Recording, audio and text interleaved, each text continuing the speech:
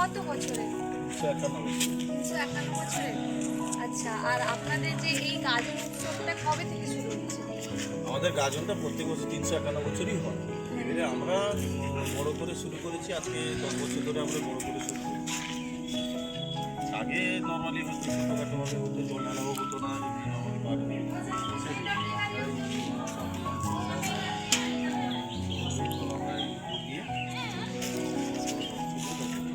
আমরা তো প্রথমে মানে এসেই দেখলাম যে আপনাদের এখানে টুনি পুজো হলো, উদ্বোধন হলো।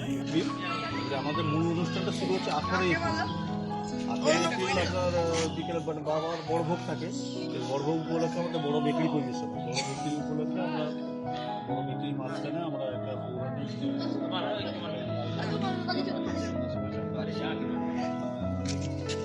তারপরের দিন আবার ফিরবো।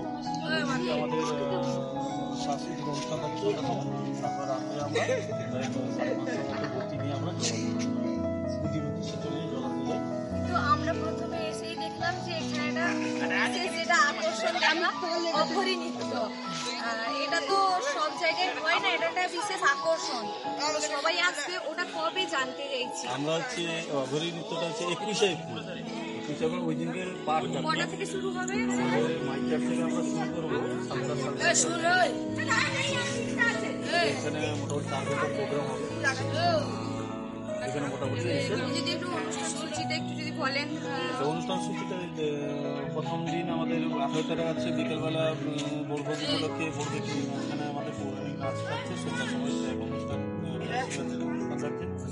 তারপরের দিন থাকছে সাংস্কৃতিক অনুষ্ঠান। তারপরে আমরা বেরিয়ে যাবো, জলান্তে বেরিয়ে পুজোর উদ্দেশ্যে চলে যাবো। 550 কোটি নিয়ে আমরা চলে যাবো জলান্তে।